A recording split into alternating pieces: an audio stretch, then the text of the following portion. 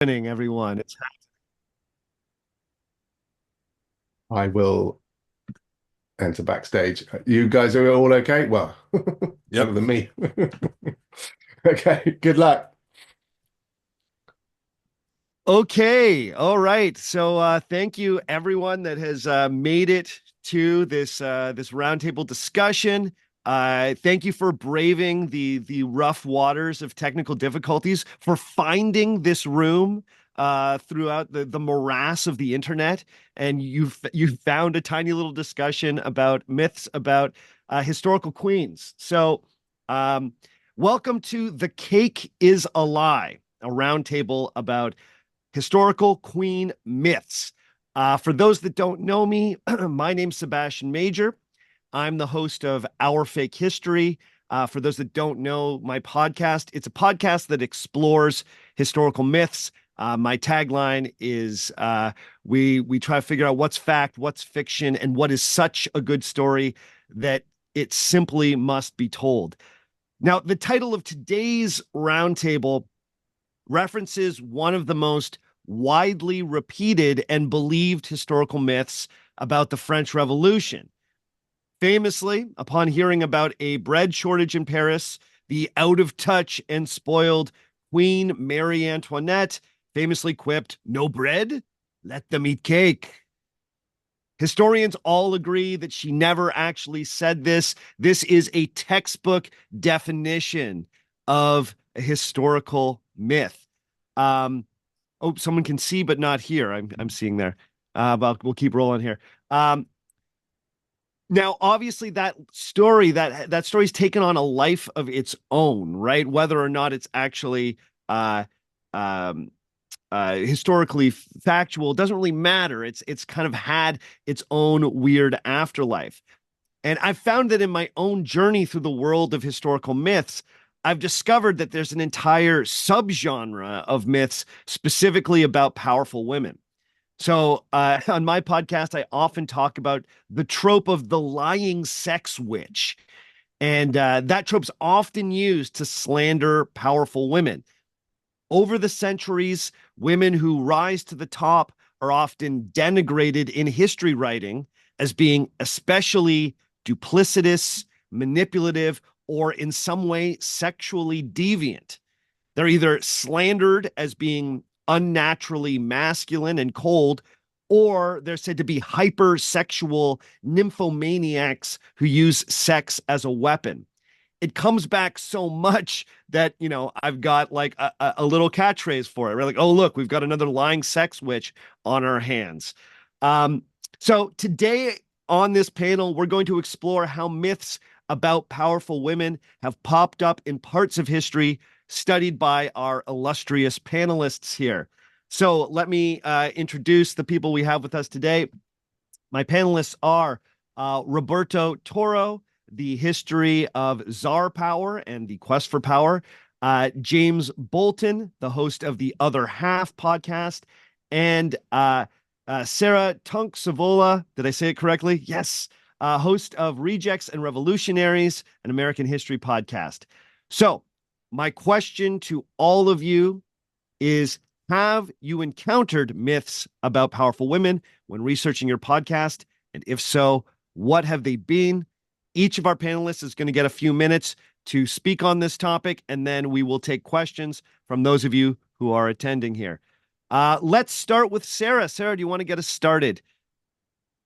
Absolutely. Thank you. Um, okay, yeah.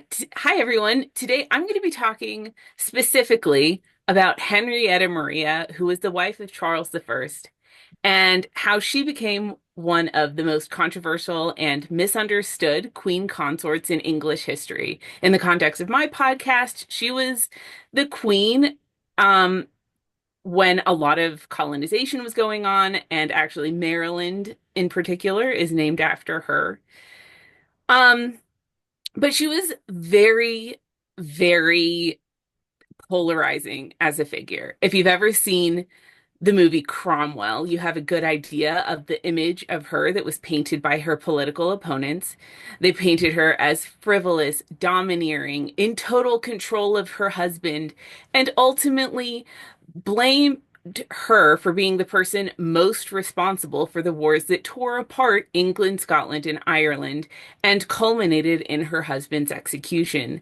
She was accused of being an adulteress, a manipulator, the person whose interference kept Charles from compromising with his citizens to end the bloodshed, and importantly of all, a Catholic intent on luring the English back into wickedness.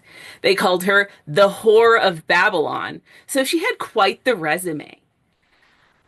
To understand these myths, we first have to examine the external world surrounding her. She was born a Catholic in France to a king who, though a Catholic, had granted religious toleration to Protestants. Her marriage to Charles I in 1625 was an attempt to unite their nations against Spain during the 30 Years' War, a strategic alliance that ultimately failed. And she sought to advocate for Catholics in England who were suffering from severe persecution at the time. Complicating matters even further were the political divisions within England when she was queen. These divisions had been brewing in England for generations, but they came to a head under Charles. It's not uncommon for the advisors of the king to be attacked as a way to undermine his authority, but it's also not as common for one of those advisors to be the queen herself, never mind the sort of first and foremost. And yet, that's exactly what Henrietta Maria was. Charles was by nature a quiet, reserved person, and he tended to keep a single close confidant at any given time. After the murder of his closest advisor 3 years into his reign, that person became his wife. And she also had a lot of the qualities that he lacked. She was outgoing. She formed relationships with a wide variety of people, including those who would be her natural enemies. She was charming. She was politically savvy, and she knew when to compromise. And most of all, she and Charles had a particularly devoted marriage, especially by royal standards. Charles, it must be said though that Charles didn't always listen to her. In fact, he might have been better off if he had listened to her more. She asked him to compromise long before he did on multiple occasions, and he also didn't roll back anti-Catholic policies as fast or as much as she wanted.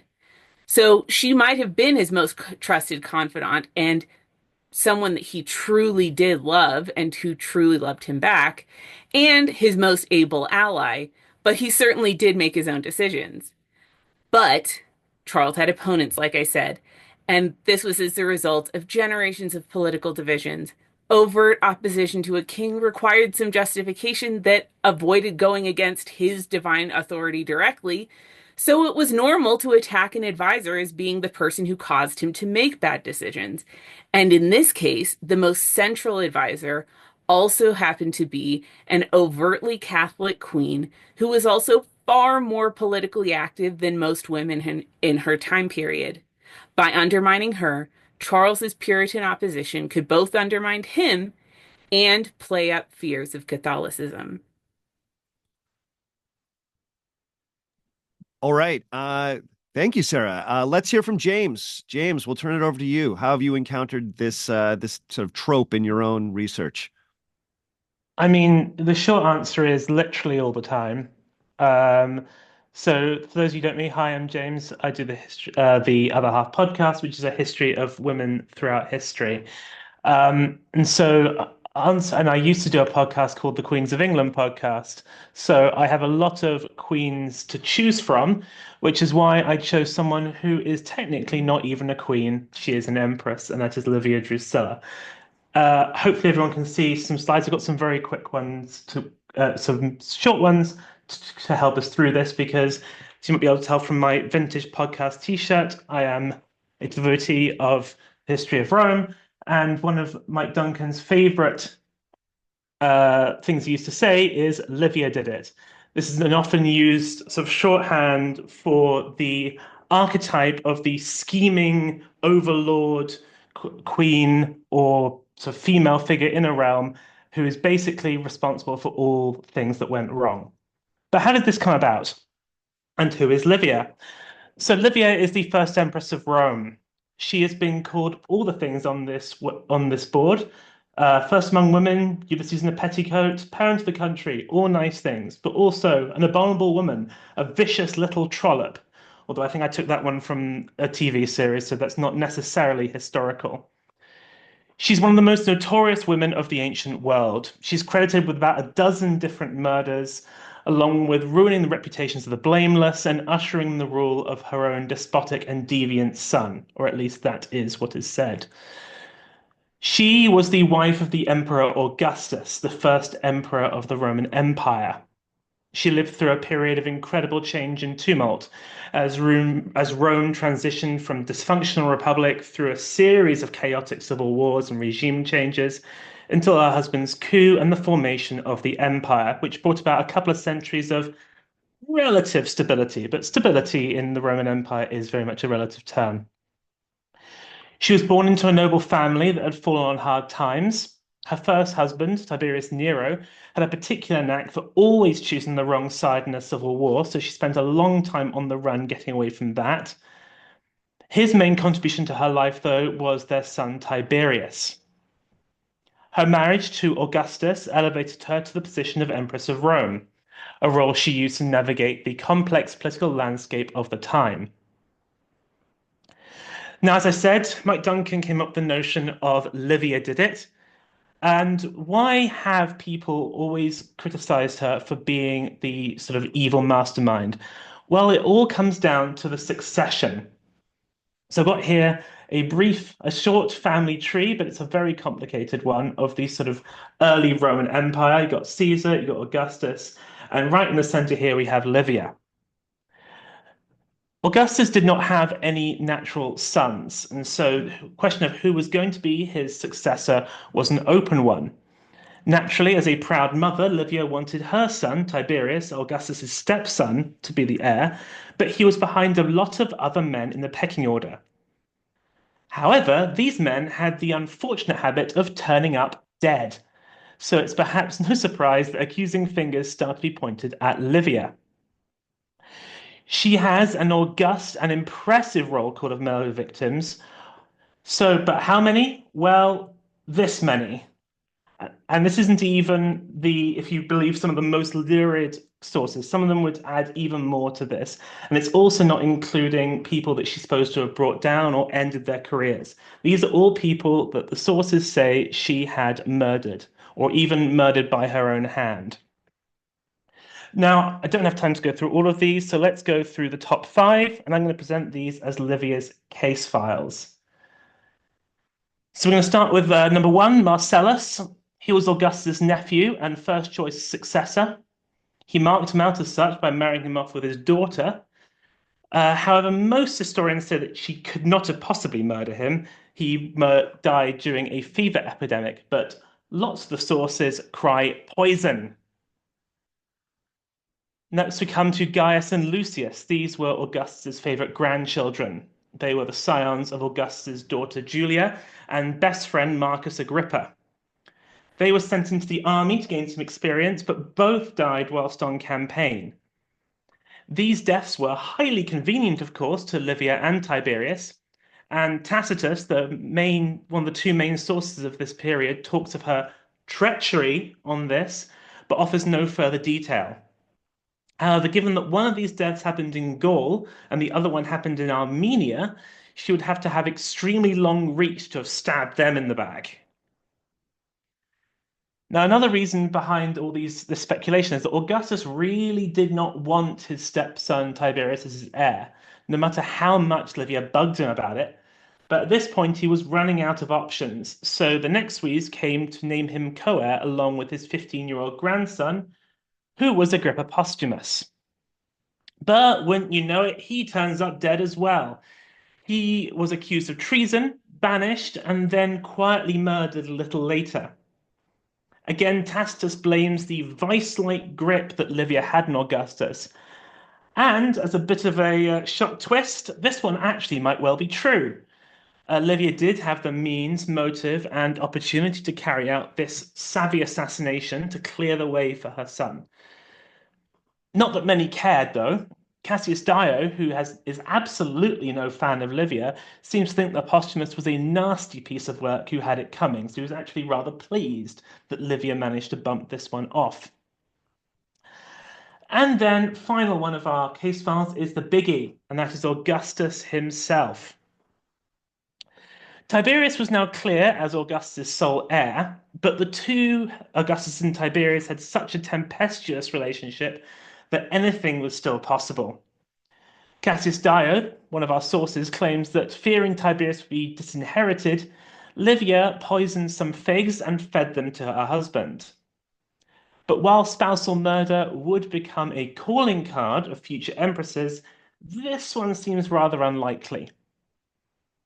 So, to answer the question I posed at the start of this presentation, did Livia do it? Well, for the majority of these murders, probably not. Indeed, as I've said, some of them are faintly ludicrous. So why did she get accused of them? Could be as simple as being a powerful woman in a man's world. I think this theme is going to come up a lot. Wouldn't you know, it was the patriarchy all along. And things are not helped by her son Tiberius, who had some serious mummy issues and would go on to have quite an unpopular reign that we damned in the sources. A lot of the sources that I've been quoting and have been used to back up these themes have been used by modern TV authors and books, most notably Robert Graves in I, Claudius and in the BBC HBO series Rome. For Graves and the I, Claudius series makers, she was the principal antagonist, while Rome has her sexually dominating her husband to control him. Indeed, it's been speculated that the evil stepmother trope, so common in stories ranging from Cinderella to the Parent Trap, has its roots in Livia. Every story needs a villain, and the finger of blame seems to be inexorably pointed at her. However, I would say that the simple reason for this lurid explanation is that the ancient world was simply just not ready for a woman like Livia. Someone who was shrewd, clever, calculating, maybe devious, but not a Machiavellian monster. All right. Thank you so much. We'll turn it over to Roberto. If you want to stop sharing your screen there, James, that'd be wonderful. And we'll hear from Roberto. Thanks. Hello, everyone. I'm Roberto from Czar Power, the History Circuit of Middle Georgia, and Quest for Power. So today I'm going to be talking about probably the greatest woman and most wonderful person on our show. And no, it is not Olga of Kiev, sadly. We all know her and we all love her. It is a German woman who came on to the Russian Empire through Peter III, through murdering her own husband, because she's and known also as a sex witch, and established a golden age. I introduced the Messalina of the Neva herself, Catherine II the Great, and how much the Russian nobility actually loved her cake. So now, Catherine has many different legends surrounding her life, and of course, if you've seen the show The Great, most of it is concerning her sex life. These legends would definitely be false in a more cohesive narrative, but we actually know a bit about it because they grew out of way out of proportion into legendary status in both history and fiction. Because Catherine, during her reign, would have 22 different male lovers, going from men who used this as an opportunity to grow in their political sphere to Russian nobility who enjoyed being in the company of their Prussian-born empress. This openness with her sex life made her have multiple portrayals, mostly negative, when she died, and these negative portrayals were because of her son, Paul I of Russia, well, Paul the First and last of Russia, and he was honestly very disliked by everyone who knew him, leading him to get murdered by his own son. Now, it doesn't help that men were using her to get power early on, because one of her earlier lovers, Stanislav August Poniatowski, would use her and their love affair to get her support in becoming king of Poland early on in his career. And then as time went on, she would also promote several of her lovers to political positions, such as Count Orlov, who helped her during her coup against Peter III, and she named him a count at that point and then general-in-chief.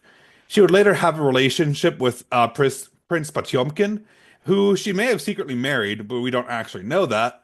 And then once the relationship ended, Potemkin loved her so much that he would still go as far to pick a bunch of her future lovers as well, basically drifting through them and combing them with a fine tooth and comb to make sure they fit her taste up until his death. Now, obviously, because Catherine had over 22 lovers, this definitely threw in the legitimacy of her son Paul I, which may have caused him to dislike her. And these essentially spreaded up rumors that Paul was not Peter III's son, but was actually the son of one of her lovers since he was born so late into their marriage. However, Catherine herself would even say, Paul is far too ugly to be one of my lovers' sons, so he's definitely the son of Peter III, and he is the actual heir. But Catherine did have multiple sons with her lovers, one of who is Count Pobrinsky, and whose palace I actually studied in when I was living in St. Petersburg. And then just to kind of keep going with the whole sex life of Catherine, she had a close friend known as Countess Praskovia Bruce, and she would be the tester of potential lovers' capacity in the bedroom, and she would spend a night with every potential lover of Catherine before they could get to know the Empress on a more personal level. But this friendship would, of course, break off when Bruce was found in flagrante delicto with Catherine's potential lover, Rimsky-Korsakov, who's a far distant relationship of the composer. And so they were kicked out of the imperial court in St. Petersburg and sent off to Moscow.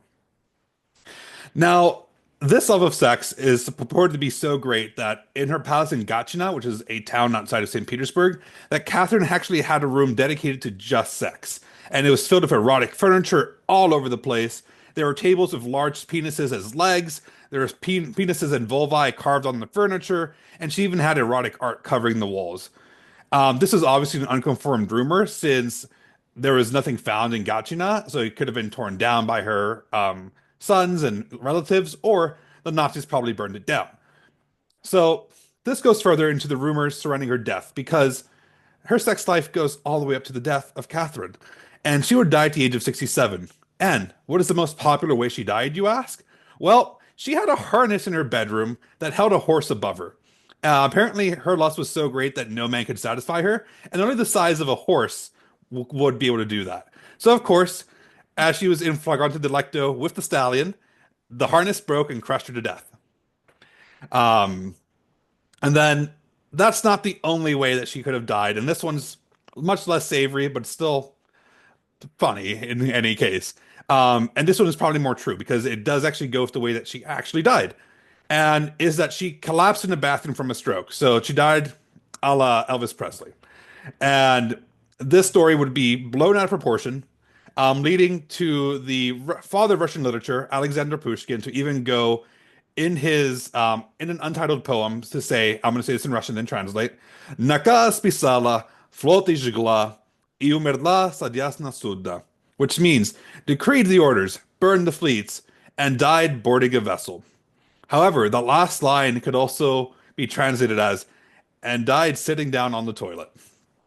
So there's this fun thing where it's like, oh, these are all the fun rumors. And then this one gets blown away in proportion even further by saying that there was actually spring-loaded blades hidden in the toilet seat that assassinated her. Whoa. Yeah. So there's a lot of rumors, but because she was, one, the most powerful woman in Russian history, and then two, was not Russian born, and the Russian nobility who weren't in her bedroom were the ones that weren't getting the favors that they would want. So they made up all these rumors about her to essentially get her legacy to be torn down. But as of course we know her as the Great, so this has done nothing but add to her reputation as the Messalina of the Nieva. Thank you, Roberto. Man, that was awesome. So one thing that really just struck me from all those presentations is, even though we were talking about, vastly different moments in history, different countries, different cultural contexts, the legends were remarkably similar. It's the same kind of stories again and again and again. And one thing that I kind of found myself wondering about is this a particularly sort of Western trope? Do we see it as much in Eastern or indigenous North American traditions? And that's where my own area of expertise sort of runs out, right? Like I know from looking at Chinese history that you do see it pop up in I'm talking about powerful women in China. But I'm just wondering how universal, you know? But that's my question that I'm pondering. I want to throw it to the people that have joined us here. If you have a question for our panelists, we've got like 10 minutes here. So if you've got a question for the panelists or me, write it in the chat and we'll answer it. While you are thinking of your questions, I'm going to throw that question out to the crowd. Beyond, you know, I know all of us here are history heads. We have our areas of expertise, sort of beyond, you know, just sort of the Western tradition. How common is, you know, the evil woman trope? What do you think?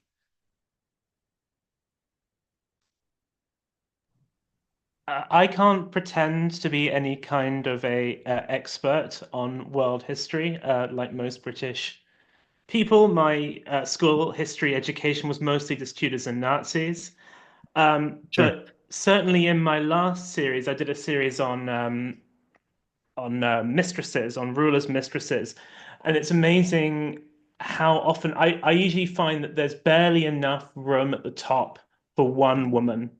Mm, And it doesn't really matter where you are. I looked at the Ottoman Empire, I looked at sort of the dying days of Imperial China, uh, into Latin America, Europe. It pretty much is always the case that you can sometimes have one woman who can sort of force her way on to the top, either as a attached to, you know, as a partner of a man, or even in her own right. But often what happens is that any other women are seen as a rival, and you mm. can't have more than one. And they are seen sometimes as being so incongruous in their position as being a powerful woman that they're kind of the thing that stands out, and therefore they're the thing that gets blamed. Yeah, no, I've definitely noticed that same sort of phenomenon in all the things that I've sort of been reading for my podcast. Um, or, you know, the opposite happens when you have a moment where you have a female leader who people agree is good, then they put her on this completely different pedestal. Right. So, I mean, I know, I'm sure all of us have a little bit of understanding of, you know, Queen Elizabeth I, right? You get like sort of this sort of public image of her being the Virgin Queen, being sort of, you know, um, sort of untouchable when it comes to her sexuality, her moral purity. She is masculine in the right ways, but then also feminine in the right ways. But then there's also this whole other layer of like all this rumor about her, right? Like you don't have to dig too far to find, you know, yet more of those same tropes, right? That she was secretly biologically male, right? That's like one old chestnut. That was like the first thing I'd ever talked about on my show. Or that, you know, she wasn't actually a virgin queen and had all these lovers and you know, and all the sort of intrigue that goes along with that. So, you know, it's you know, even in the cases where you do have a female leader that does sort of get put on a pedestal, man, you don't have to dig too far to find those the same old tropes coming back again. I read a book when I was at university, and again, I mean, your question was talking about non-Western cultures, but certainly in the Christian tradition, and I've got a background as a medievalist, women in the sort of the medieval sources in particular would be backed into two different biblical persona. Either they are the Virgin or they are Eve. Mm, So either they are purest of pure good or the evilest of evil. So you got Eve, you got Jezebel, you have Delilah. There's a fairly short list of good, admirable women in the Bible. But there's a long list of very evil ones, mhm. and you'll see often in the sources you'll have women. I've started to say the Empress Matilda, but there's plenty of them who will get called Eve or get called Delilah or get called Jezebel. And so certainly in the Christian tradition, I think that's where you get a lot of these sort of very stereotypical tropes. Yeah, no, definitely. And I mean, it's so it seems like an obvious place to trace it to. It's like, oh, well, you know, here in sort of like the Western biblical tradition, we have these sort of archetypes of femininity that we're going to sort of apply to, you know, not only all the rulers, but all people, living in these worlds. But what's fascinating to me is that when you look at like the pre-Christian Romans, they've got basically the same ideas. Like I think even it's before. Go oh, ahead, Sarah. Sorry, go ahead, I was Sarah. just I'm gonna sorry. say, I think it's worth noting that that's a particularly useful one for an opponent because you can't argue against it, right? Like there's no proof. And so, like Henrietta Maria, one of the things that's so interesting is that she did really try to be the virtuous queen, and she really, but the minute that she had a male advisor or anything, immediately that was, and so they could blame any conversion on Catholicism to that because you can't prove anything. And especially back then, you couldn't prove anything. And so I think that makes it very powerful and it's very easy if the primary role is to be secondary in like the male female sort of relationship, queen, consort, and king, that you could just easily undermine that with a vicious little rumor that people can believe if they want or don't have to believe if they want, and that's just easy. Very true, right? And the rumor has a life of its own, right? Like even if it's debunked, right? It just sort of lives and festers, right? This is like the dark truth of lies, right? So as to like the theme of our entire conference here, right? That like even a debunked lie has this sort of nefarious staying power. And so yeah, and especially if it's one that, as you're saying, kind of relies on literally centuries of people already sort of believing that it's true, you know? Yeah, and then I also want to tag in and say that even throughout Russian history, with the exception of Olga of Kiev, you see all these powerful women who get basically are looked down upon just because one, they're women in a heavily patriarchal society, in especially in Russia, which is still to this day has the same overtones with it. And even like going further into the beginning stages of the Russian Empire, the end of the Tsardom, you see Peter the Great's sister, half sister. She was essentially she tried taking power as regent because Peter the Great was too young and his brother was heavily disabled and couldn't even talk or do things on his own. And the moment that she started getting lovers and everything is when she started seeing the downfall because oh she's playing favorites this and that, but the moment that an emperor ends up oh this is my go-to guy, that's completely fine. But otherwise it's like no, we can't have women in power. And even going so far as into like the revolution where you did have prominent women within the revolution, but then the moment that is like oh we actually have to like go in and take power, it's just the men that just take over and just throw them off to the side. 'Cause, like, no, women should be at home doing things to propel the Soviet Union forward. Expand our capacity with for people. And it's a bit annoying to see like, oh, we have all these amazing regents, but they get just run over because men just don't like that, especially concerning like Ivan the Terrible's mother, who gets murdered. Into her regency, which then leaves Ivan by himself and makes him grow into a very horrible person. There you go. Uh, Again, we have to wrap up now. Thank you again to the panelists, Roberto, Sarah, James. Thank you so much. Thank you to those of you that found this room, found the roundtable, sought us out. I hope the conversation was interesting. Hope you dug it. And I hope you enjoy the rest of the conference today. It's been a pleasure, everyone, and I'll catch you around at the other talks. Thanks for moderating too. До My pleasure. свидания. My pleasure. Okay, see you later.